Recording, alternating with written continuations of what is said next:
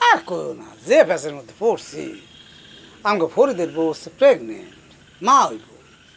এখন আমাকে খালা হ্যাঁ রে এই বাড়িতে উঠতে দিব না, হয়েছে না? ফরিদ গেছে খেপা। আসমা লাল ভাই আইসক্রিম দিতে বোন, যে গরমটা পড়ছে। আপনি এখানে ওনার একটা আইসক্রিম দাও। লাল ভাই তুমি কই থাকো বলো তো, তোমার তো চেহারাই দেখা যায় না। আর কইও না, যে ঝামেলার মধ্যে আছে রে বোন।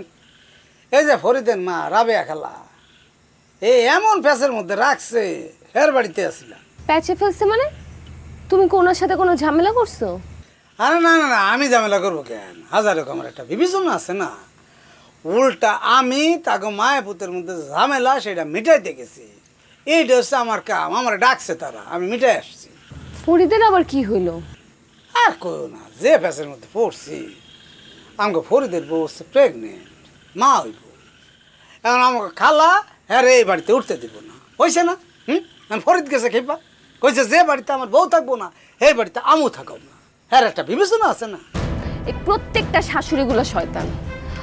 আমার সাথেও এমন হয়েছিল। আমি জানি একটা মেয়ের কতটা অসহায় লাগে। লাল ভাই আমাকে চলে গেল। কি চলে যাবে?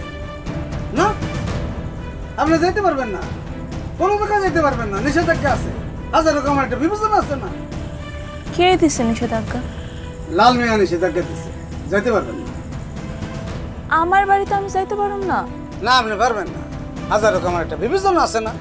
আগে আপনার বাপের লগে আমি আর মতিন ভাই যা কথা বলি, কারণ আপনার নিয়ে চারিদিকে অনেক অনেক ধরনের কথা হইতেছে। আমি না গেলে কি কথাবার্তা বন্ধ হইব?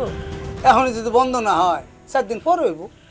আপনি আপাতত ওই বাড়িতে যায় না, ওই বাড়িতে আপনি গেলে আবার এই কথা নিয়ে সবাই চারিপাশে আপনার চাইবা ধরবো।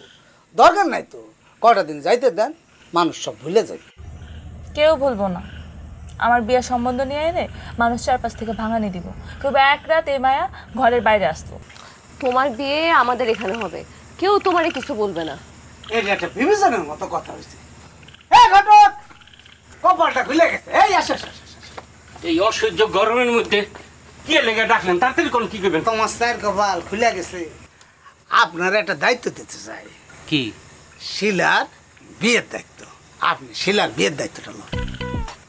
শিলার বিয়া? হ্যাঁ অবশ্যই দিব।